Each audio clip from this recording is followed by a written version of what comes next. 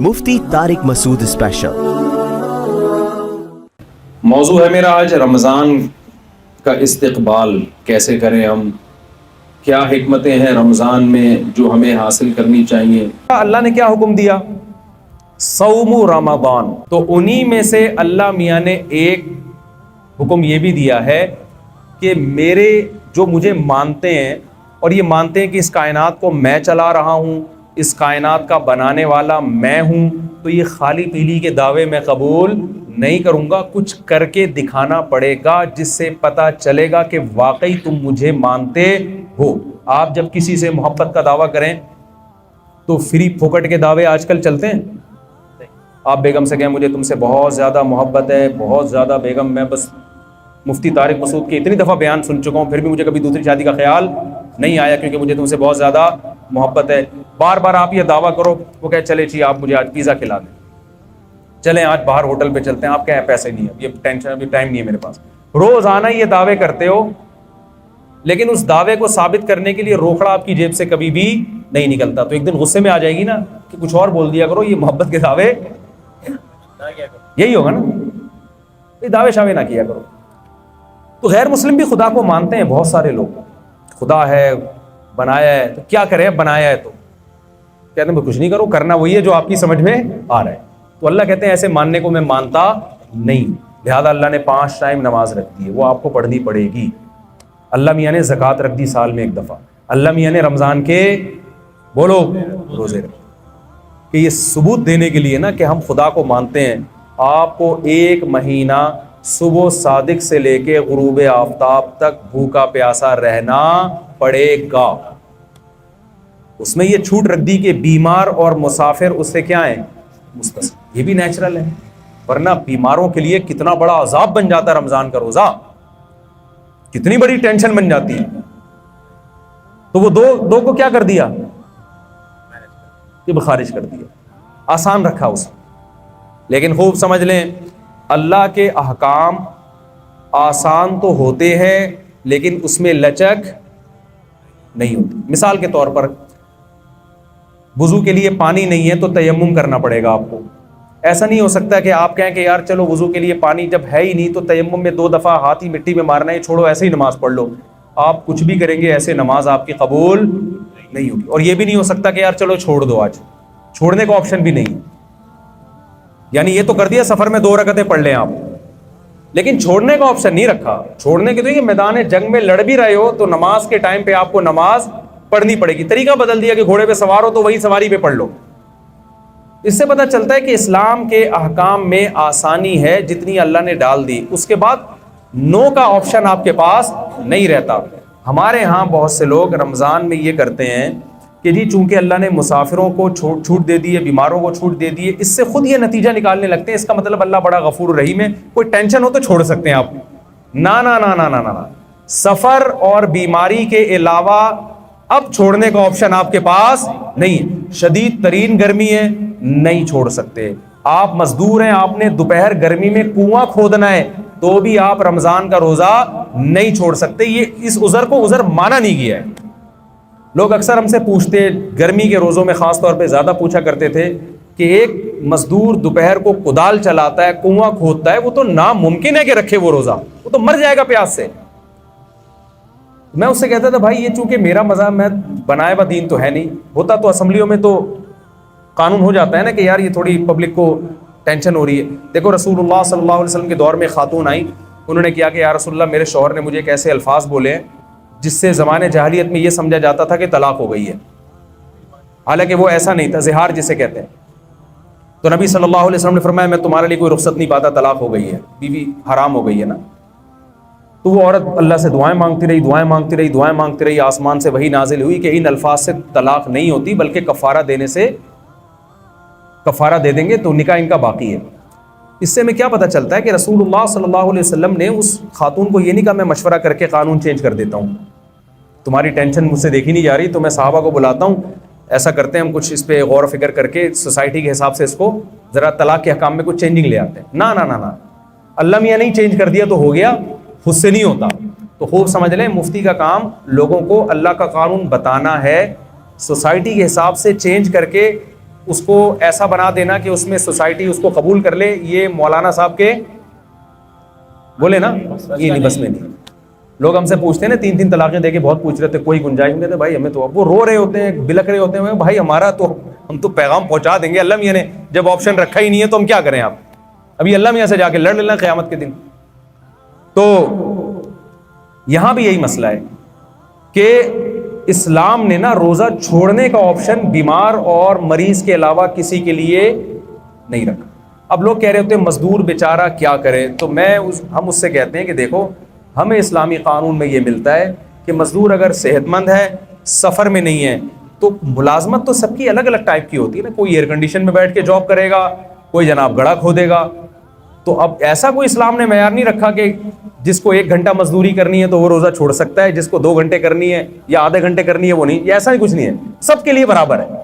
ہاں یہ ضرور ہے کہ روزہ وہ رکھے، اور اگر حالت غیر ہو جائے روزہ رکھ کے، ناقابل برداشت حالت ہو جائے تو پھر توڑنے کی اجازت ہے، بیمار ہونے کا خطرہ ہو. کیونکہ جیسے بیمار کو روزہ چھوڑنے کی اجازت ہے، ایسے ہی بیماری کے خوف میں آپ کو روزہ توڑنے کی بھی بولے نا بھائی اجازت. جیسے شوگر کے پیشنٹ نے روزہ رکھ لیا، بعد میں دیکھا شوگر بہت ڈاؤن ہو رہی ہے، حالت خراب ہو رہی ہے، تو روزہ وہ توڑ سکتا ہے. تو اب یہ شوگر کے ساتھ خاص نہیں ہے. مزدور کو اگر یہ خطرہ ہو گیا کہ مجھے پیاس اور اتنی زیادہ لگ رہی ہے کہ میں نے اگر روزہ نہیں توڑا تو میں بے ہوش ہو جاؤں گا یا خدا نخواستہ مر جاؤں گا یا میرے شوگر لیول ڈاؤن ہوگا جس سے کوئی بھی بیماری ہونے کا خطرہ ہے، تو جب اس کا یہ خیال اور غالب گمان ہو کہ ایسا ہو جائے گا تو ایسی کنڈیشن میں اسلام اس کو روزہ توڑنے کی اجازت دیتا ہے. تو علماء کہتے ہیں جو کوئلے کی کان میں کام کرتے ہیں نا، روزانہ روزہ رکھیں گے اور روزانہ حالت غیر ہونے پر روزہ توڑیں گے، کیونکہ چھوڑنے کی دلیل نہیں ہے، توڑنے کی ہے. بہت مشکل ہے بات سمجھانا، میرا خیال نہیں آ رہی سمجھ. ہمارے غامدی صاحب نے تو فتویٰ دے دیا کہ کل آپ کا پیپر ہے تو بھی آپ روزہ چھوڑ سکتے ہیں. تو میں مقصد غامدی صاحب پہ رد کرنا نہیں ہے، مقصد یہ کہ اس قسم کے بھی اسکالرز مارکیٹ میں آ رہے ہیں. تو یہ قانون کو آپ اسلام کے چینج نہیں کر سکتے، جیسا ہے ویسا ہی رہنے دینا پڑے گا آپ کو. تو آپ کے پاس گرمی کی شدت کی وجہ سے، جاب کی وجہ سے، پڑھائی کی وجہ سے، پیپر کی وجہ سے روزہ چھوڑنے کا آپشن نہیں ہے، اور توڑنے کا بھی پیپر کی وجہ سے نہیں ہے، توڑنے کا بیماری کی وجہ سے ہے. سمجھ میں آ رہی بات کی نہیں آ رہی؟ تو اب مجھے ایک بات بتاؤ، جلدی سے بات کو ختم کرتا ہوں میں، کہ اللہ میاں نے یہ جو رمضان کا ہمیں دیا ہے نا، یہ بھی بڑا خاندانی حکم ہے. یہ بھی لگتا ہے کہ یہ اللہ ہی کا بنایا ہوا قانون ہے، کسی انسان کا بنایا ہوا قانون نہیں ہو سکتا. ایک دور تک ہم سنتے رہے، میں بچپن میں ڈاکٹروں سے سنا کرتا تھا کہ ہمیں ہر تھوڑی دیر میں نہ کچھ کھانا چاہیے، ایک دم پیٹ بھر کے نہیں کھانا چاہیے. مجھے شروع سے یہ بات میری کھوپڑی میں نہیں آتی تھی، یہ نیچر کے خلاف ہے. ایک ڈاکٹر صاحب کے پاس گئے، میرا پیٹ خراب ہے. انہوں نے کہا، ڈاکٹر صاحب نے کہا کہ دیکھیں تھوڑا سا کھائیں 2 ہونے والے، پھر آدھے گھنٹے بعد پھر تھوڑا سا کھائیں 2 یا 3 جتنے افورڈ کر سکیں، پھر تھوڑا کھائیں. میں نے کہا ڈاکٹر صاحب ہماری بکری کو تو میں نے اس اسٹائل میں دیکھا ہے، کبھی کسی انسان کو میں نے اس طرح کھاتا ہوا نہیں دیکھا. اگر یہ نیچرل ہوتا تو سب سے پہلے محمد صلی اللہ علیہ وسلم کا طریقہ ہوتا، جو اللہ کے پیغمبر تھے. آپ کا کوئی کام نیچر کے خلاف نہیں تھا. وہاں تو 2 کھانے ملتے، ناشتہ بھی نہیں ملتا ہمیں. بکرۃ و عشیہ، آپ صلی اللہ علیہ وسلم دوپہر سے پہلے کھایا کرتے تھے صحابہ کے دور میں، اور مغرب کے بعد کھایا کرتے تھے. یہ 2 ٹائم تھے کھانے کے. ناشتے کا لفظ عربی ڈکشنری میں آپ کو نہیں ملے گا، حالانکہ عربی بڑی فصیح اور بلیغ زبان ہے. فطور جو آج عربی میں ہے یہ جدید عربی میں ہے. فطور ناشتے کو کہتے ہیں. قدیم عربی میں ناشتے کا لفظ بولیں نہیں. بلکہ میں اور آپ کی جنرل نالج کے لیے ایک بات بتاؤں، انگریز کے بر صغیر میں آنے سے پہلے آپ کو اپنے باپ دادا کی ڈکشنری میں بھی ناشتے کا لفظ نہیں ملے گا. یہ انگریزوں نے ناشتہ متعارف کروایا ہے. سمجھ میں آ رہی ہے بات کہ نہیں آ رہی؟ تو یہ تھا ہی نہیں، یہ مسلمانوں میں آیا گوروں کے آنے کے بعد ہے. چائے بھی، سگریٹ بھی، گٹکے بھی، پان بھی، یہ ساری چیزیں یہ انگریزوں کے آنے کے بعد آئی ہیں. ورنہ مسلمان کلچر ان تمام چیزوں سے کیا تھا؟ پاک تھا. وہ جانتے ہی نہیں تھے یہ کیا ہوتا ہے. تو چائے پیئے نہ، میں بھی پیتا ہوں، میں یہ نہیں کہ چھوڑ دیں آپ، یا پیئے نہ پیئے وہ آپ کا ہیڈیک ہے. بتانے کا مقصد یہ کہ یہ ساری چیزیں یہ بعد میں آئی ہیں، یہ ہمارا کلچر نہیں ہے. تو ان میں ناشتہ بھی بعد میں آیا ہے. 2 ٹائم کا کھانا ہے. اب سنا ہے ڈاکٹر یہی کہہ رہے ہیں کہ 2 ٹائم کھایا کرو، تمیز کا کھانا یہی ہوتا ہے 2 ٹائم. واللہ عالم، یہ ڈاکٹروں کی فیلڈ ہے کہ ڈاکٹر صاحب سے ہی پوچھیں آپ. تو اب آپ کو پتہ ہے مسلم فاسٹنگ کے نام پہ ایک بڑی تحریک چل رہی ہے ڈاکٹروں کی طرف سے، 16 گھنٹے کی فاسٹنگ، خاص طور پر جن کے ویٹ زیادہ ہیں، زیادہ تر تو کے ویٹ کیا ہیں زیادہ ہی ہے نا میرا خیال. میں نے بہت کم لوگ دیکھیں کولیسٹرول کی کمی ہو جن میں، ایسے بہت دیکھیں. اچھا آپ جتنے لوگ مر رہے ہیں، مجھے ایک بات بتاؤ، کوئی ڈاکٹر صاحب بیٹھے ہیں تو ان سے پوچھیے گا کوئی ایک بندہ دکھائیں ہسپتال میں جو خوراک کی کمی سے مر رہا ہو، کوئی ہے ایسا بندہ؟ کتنی مہنگائی ہو جائے، کتنی غربت ہو جائے، ڈالر کتنا ہی اوپر چلا جائے، پھر بھی بھوک سے مرنے والوں کا ریشو ہمارے سوسائٹی میں کم ہے، کھا کے مرنے والوں کا ریشو. تو ہمیں جو حکم دیا ہے نا اس میں روحانی قوت بعد میں ہے، ہمارے جسم اور باڈی کا فائدہ پہلے. علماء ایک زبردست بات کہتے ہیں کہ مال کی زکوٰۃ پیسہ ہے، باڈی کی زکوٰۃ کیا ہے؟ بولیں روزہ. جیسے مال کی زکوٰۃ دینے سے حدیث میں آتا ہے کہ یہ میل کچیل ہے جو آپ کے مال سے نکل جاتا ہے، تو اسی طرح باڈی کی زکوٰۃ سے بھی آپ کی باڈی کا میل کچیل کیا ہوتا ہے؟ روزے کے ذریعے نکل جاتا ہے. یہ اللہ کی بہت بڑی ہم پر نعمت اور رحمت ہے. اور اس میں یہ تو جسمانی فائدہ ہے، روحانی فائدہ کیا ہے؟ یہ بہت اہم ہے. قرآن کیا کہتا ہے؟ لعلکم تتقون، اے ایمان والوں تم پہ روزے فرض کیے گئے تاکہ تمہارے اندر تقوی پیدا ہو. تقوی عربی میں کہتے ہیں بچنے کو. دیکھیں آج کامیابی اسے سمجھا جاتا ہے کہ آپ کی ساری خواہشات پوری ہو جائیں. یہ بہت بڑی بھول ہے. جن لوگوں کی ساری خواہشات پوری ہوتی ہیں وہ ڈپریشن کے مریض بنتے ہیں اور بالآخر وہ خودکشی کی طرف ان کی طبیعت مائل ہوتی ہے. انسان کی باڈی کو اللہ نے ایسا بنایا ہے کہ ایک خواہش پوری ہوئی وہ 4 خواہشیں پیدا کر کے ختم ہوتی ہے، پھر وہ 4 خواہشیں پوری ہوئیں تو ایسا نہیں کہ اطمینان ہو جائے، وہ 4000 خواہشیں پیدا ہو چکی ہوتی ہیں. ما قضى احد منها لبانته ولن انتهى عرب الا الى عربی. شاعر کہتا ہے دنیا میں کسی کی ایک خواہش پیدا ہوتی ہے، ہزاروں انڈے بچے دے کے جاتی ہے وہ خواہش. تو پھر ایک اسٹیپ ایسا آتا ہے کہ آپ کی ایک خواہش بھی اگر پوری نہ ہو تو آپ اسٹریس اور ڈپریشن میں جانے لگتے ہو اور آپ کو خودکشی کے خیالات آنا شروع ہو جاتے ہیں. یورپ میں آپ جائیں، جس ملک میں سب سے کم ٹینشن ہے وہیں ٹینشن کا ریشو سب سے زیادہ ہے. نہیں یاری بات میرا خیال ہے. آپ کی ساری خواہشات اگر پوری ہو جائیں نا تو اس سے ٹینشن کبھی بھی ختم نہیں ہوتی. اس سے ٹینشن کیا ہوتی ہے؟ کیونکہ آپ میں مزید خواہشات جنم لیتی ہیں اور آپ کے اندر جو ریزسٹنٹ پاور ہے نا خواہشات پہ کنٹرول کرنے کی، اپنی منمانی زندگی کے خلاف چلنے کی، وہ صلاحیت آپ کے اندر ختم ہو جاتی ہے. روزہ آپ میں یہ کوالٹی پیدا کرتا ہے کہ آپ کی چاہتوں کے خلاف چلنے پر آپ کو مجبور کرتا ہے، جس سے آپ کے اندر اپنی خواہشات کو کنٹرول کرنے کی صلاحیت پیدا ہوتی ہے. کیونکہ انسان کی جو سب سے بڑی اور نیچرل خواہش ہے نا، جسے ہر شخص بلکہ ہر جانور بھی پورا کرنا چاہتا ہے، وہ ہے کھانا اور پینا. ہر چیز انسان سے برداشت ہوتی ہے، کھانے اور پینے کی چاہت پہ کنٹرول کرنا انسان سے برداشت نہیں ہوتا. سمجھ میں آ رہی بات کی؟ تو اسلام نے 1 مہینے کے لیے کیا کہہ دیا؟ جو آپ کی سب سے مرغوب چیز تھی نا کھانا اور پینا، اسی پہ پابندی لگا دی. تبھی آپ دیکھیں روزے میں کتنا عجیب سا ہوتا ہے انسان. صبح آفس جانے کا دل نہیں کر رہا کیونکہ وہ جو چائے پی کے جانے کی عادت تھی وہ چائے کیا ہو گئی. اور ٹائم کیسا رکھا ہے کھانے پینے کا؟ ایسا ٹائم کھانے کا رکھا ہے کہ دنیا میں کوئی بھی اس ٹائم پہ نہیں کھاتا. یعنی اللہ میاں نے اجازت دے بھی دی نا کھانے کی تو ایک سحری کے ٹائم پہ کھاؤ. آپ مجھے بتاؤ، آپ اپنے بچے کا ولیمہ کر رہے ہو، لوگوں کو کارڈ چھپاؤ، لوگ پوچھیں بھائی کتنے بجے آنا ہے، آپ کہہ سکتے ہو بھائی 2 بجے کھانا ہوگا، 4 بجے بھی ہو جاتا ہے. لوگ عصر کے بعد بھی کر دیتے ہیں کیا چائے سموسے ہو جائیں گے. آپ رات کو بھی لیٹ نائٹ بھی کر دیتے ہیں 12:30. کبھی آپ نے دیکھا 3:30 بجے آپ نے کارڈ پہ چھپایا ہو؟ یہ ہمارے بچے کی شادی ہے، ولیمہ ہے اور ٹائم کیا ہے صبح. تو آپ کہو گے بھائی آپ کھاؤ، آپ کا بچہ کھائے، ہم اپنے گھر میں عزت کے ساتھ سو رہے. کتنی ٹینشن دے دی اللہ تعالیٰ نے کہ کھانے کی ٹائمنگ ایسی رکھی ہے کہ دنیا میں کوئی بھی اس ٹائم پہ کھاتا نہیں ہے تاکہ یہ اپنی خواہشات کے خلاف چلے. 1 مہینہ کی یہ ٹریننگ ہے. اور ایک گورے نے بتایا، ہمارے ایک ریلیٹو، انہوں نے گورے نے پوچھا نا تم روزہ کیوں رکھتے ہو؟ انہوں نے کہا کہ یار پوری دنیا کے مسلمان رکھتے ہیں. اس نے کہا یار یہ عقل سے بالاتر ہے کہ اتنی ٹینشن کروڑوں لوگ 1 مہینے تک، جبکہ گورنمنٹ کی طرف سے کوئی لا بھی نہیں ہے، اس پر عمل کیسے کر لیتے ہیں؟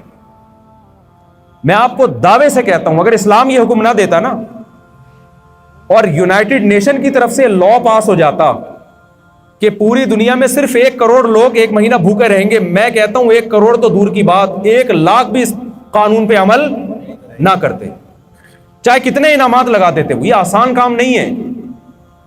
یہ محمد صلی اللہ علیہ وسلم کی صداقت کا پر لوگوں کو اطمینان ہے کہ آپ نے جو آرڈر دیا یہ آرڈر کس کی طرف سے ہے؟ خدا کی طرف سے۔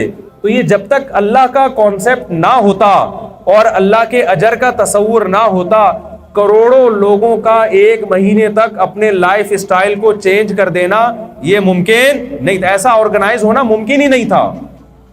تو رمضان خود اسلام کے اور محمد صلی اللہ علیہ وسلم کے برحق ہونے کی ایک بہت بڑی دلیل ہے۔ اب آخری بات یہ کہ اللہ نے ہمیں ہماری خواہشات پہ جو کنٹرول کروایا ہے رمضان میں، اس کی حکمت اللہ نے بیان کی تاکہ تمہارے اندر برائیوں سے بچنے کی صلاحیت پیدا ہو جائے۔ لیکن افسوس کے ساتھ یہ کہنا پڑتا ہے کہ جیسے ہم رمضان سے پہلے ہوتے ہیں، رمضان کے بعد بھی بالکل ایز اٹ از اسی طرح ہوتے ہیں، 1.001% بھی ہم میں چینجنگ نہیں آتی۔ اس کی وجہ یہ ہے کہ ہم رمضان کو رمضان سمجھ کے اور اس کی حکمتوں کو سامنے رکھ کے گزارتے نہیں۔ تو اس رمضان میں میں اور آپ یہ ارادہ کر لیں کہ ہم ٹریننگ کی نیت سے انشاءاللہ اس رمضان کو گزاریں گے۔ ہم کہیں گے اے اللہ جو چیزیں حلال تھیں اور انتہائی مرغوب تھیں، ہم جب تیری خاطر اس کو چھوڑ رہے ہیں تو ہم یہ پریکٹس اس نیت سے کر رہے ہیں تاکہ جو چیزیں حرام ہیں اور ان کا چھوڑنا روٹی چھوڑنے سے آسان بھی ہے، ہم پورے سال ان حرام چیزوں سے انشاءاللہ بچنے کی کوشش کریں گے۔ اس نیت سے رمضان آپ گزاریں گے تو انشاءاللہ رمضان آپ کی زندگی میں چینجنگ لے کر آئے گا۔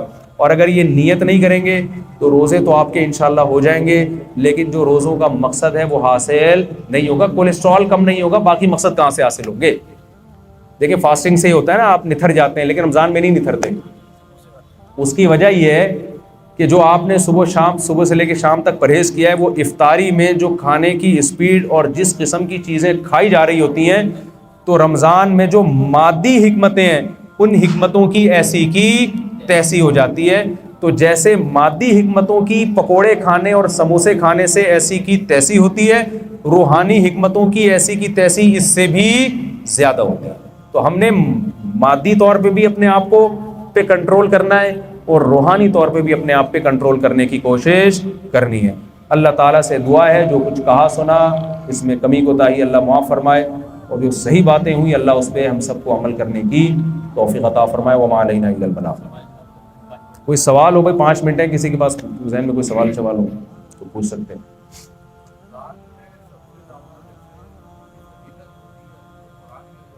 رمضان میں جو سب سے زیادہ فضیلت ہے وہ پہلے تو روزے کی ہے اور برائیوں کو چھوڑنے کی ہے۔ حدیث میں آتا ہے بہت سے روزے دار ایسے ہیں جن کو بھوک پیاس کے علاوہ کچھ بھی حاصل نہیں ہوتا، ٹھیک ہے نا؟ تو کیا مطلب؟ یہ وہ روزے دار ہیں جو روزہ رکھ کے بھی برائیاں نہیں چھوڑتے۔ ہاں قرآن کی دیکھیں کچھ عبادتیں رمضان کے ساتھ خاص ہیں، وہ تو پورے سال ہیں لیکن رمضان میں ان کا ثواب زیادہ ہے۔ ایک تو روزہ ہے، دوسرا صدقات و خیرات اور تلاوت۔ حدیث میں آتا ہے رسول اللہ صلی اللہ علیہ وسلم رمضان میں سخاوت کا دریا بن جایا کرتے تھے، بہت زیادہ سخاوت تھی رمضان میں، اور تلاوت بہت زیادہ کیا کرتے تھے۔ تو یہ 2 چیزوں کو رمضان میں زیادہ فوکس کرنا چاہیے۔ تبھی تراویح ہے، تراویح بھی اسی وجہ سے ہے نا کہ تاکہ ہم قرآن سنیں اور سنیں صحیح سے۔ ٹھیک ٹھیک سوال ہے یہ کہ ہمارے یہاں اس وقت کرنٹ حالات ہیں، لوگ جاب کر رہے ہیں لیکن بہت لمیٹڈ ان کی سیلری ہے، جی اپنا ہے، چیزیں بھی ہیں روزمرہ کے استعمال کی، لیکن وہ ریونیو کے وہ اماؤنٹ مہینے کا ان کے پاس نہیں ہے کہ جس سے تو ان کو زکوٰۃ دے سکتے ہیں۔ اپنا گھر ہونے سے کوئی فرق نہیں پڑتا، جو استعمال کی چیزیں ہیں وہ زکوٰۃ میں کاؤنٹ نہیں ہوتی۔ جی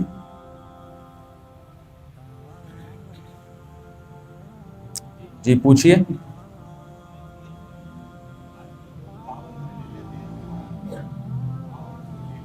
پاور پہ لیتے پڑتا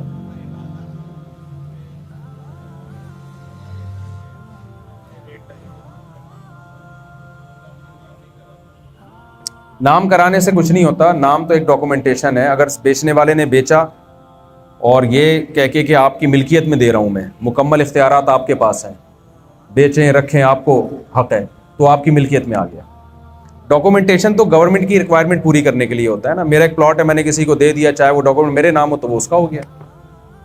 اگر کسی نے گاڑی بیچی, ہاں اس پہ زکوٰۃ لیکن فرض ہوگی اس پلاٹ پہ. جی میں کہہ رہا تھا کہ کسی نے گاڑی بیچی اور سامنے والے نے اپنے نام نہیں کرائی, مگر جس نے بیچی وہ چاہتا ہے کرا دے, تو اسلام کیا حکم دیتا ہے؟ تو اس کو کرانی پڑے گی اگر وہ چاہ رہا ہے کراؤں, کیونکہ اس کا حق ہے نا.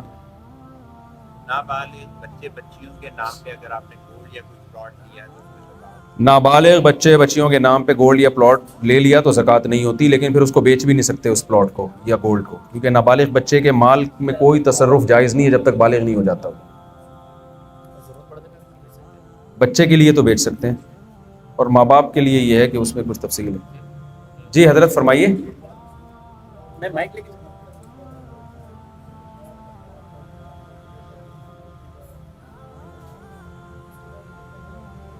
رمضان میں جذبہ پیدا ہوتا ہے پھر ختم ہو جاتا ہے ایک دم. بس وہ اسی طرح روک کے رکھے نا کہ رمضان اس نیت سے گزارے نا کہ لائف میں چینجنگ آئے گی. تو جو اس نیت سے گزارتے ہی نہیں ہے تو وہ انتظار کر رہے ہوتے ہیں کب گزرے گا, تو پھر فلم دیکھنے جائیں گے دوبارہ. عیدوں پہ تو سنا ہے اسپیشل فلمیں آ رہی ہوتی ہیں. اعتکاف میں لوگ بیٹھ کے باتیں کر رہے ہوتے ہیں کہ یار عید پہ کون سی فلم دیکھنے جانا ہے. سوال جو تھا ان کا یہ تھا کہ پاور کے اوپر اگر بیچ دے تو وہ جائز ہوگا, حلال ہوگا کہ حرام ہوگا, نام کسی اور کے نام میں. دیکھیں نام سے کچھ نہیں ہوتا, ملکیت جب ٹرانسفر ہو گئی, آپ کو پورے اختیارات دے دیے تو آپ بیچ سکتے ہیں اس کو.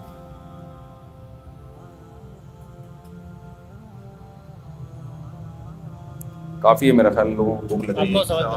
جی سوال ہو رہے ہیں صاحب. ہمارے یہاں میاں سید ہے, بیگم اس کی سید نہیں, ان کی پوزیشن ایسی نہیں ہے کہ وہ اپنا ٹریٹمنٹ کروا سکے. ایسے میں کیا ہے کہ ہاسپٹل بھائی کہہ رہے ہیں میاں سید ہے بیوی سید نہیں ہے, تو کیا میاں کو بیوی اس کو بیوی کی ٹریٹمنٹ بیوی سید ہے, بیوی سید نہیں, میاں سید ہے تو میاں کو زکوٰۃ نہیں دے سکتے, بیوی کو دے سکتے ہیں. بیوی کی ٹریٹمنٹ. یہ بھی آپ دیکھو اسلام کی خوبی کہ رسول اللہ صلی اللہ علیہ وسلم نے زکوٰۃ کے بہت سے فضائل بیان کیے, تو اپنے اوپر اور قیامت تک اپنی اولاد پر زکوٰۃ کو حرام کر دیا. سید پہ زکوٰۃ فرض تو ہوتی ہے, سید زکوٰۃ لے نہیں سکتا. یہ بھی خود آپ صلی اللہ علیہ وسلم کے ایک برحق پیغمبر ہونے کی ایک دلیل ہے. ورنہ جو غلط لوگ ہوتے ہیں نا, وہ تو اپنے مفاد کے لیے پہلے احکام بناتے ہیں. تو کیسا زبردست حکم دیا, فطرانہ نہیں لے سکتا سید, زکوٰۃ نہیں لے سکتا, کوئی بھی صدقہ واجبہ سید کو نہیں دیا جا سکتا. ان کی بیگم اگر مستحق ہے تو ان کو دے سکتے ہیں. یہ مسئلے بہت سامنے ہیں. جی جی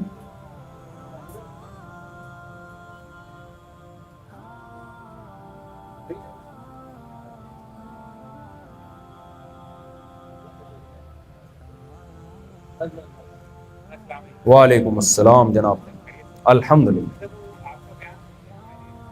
ماشاء اللہ, بہت دیر سے کوئی دوسری شادی کا تذکرہ نہیں آیا تھا, نظر لگنے کا خطرہ تھا اس مجلس کو. اچھا یہ کہہ رہے بھائی میں نے آپ کے بیان سن کے دوسری شادی کی ہے, پہلی والی کا خاندان میرا دشمن ہو گیا, مارا گیا, تو کیا کہلاؤں گا میں؟ اب شہید کہلائیں گے اور کیا. ایک اور کر لیں جلدی سے,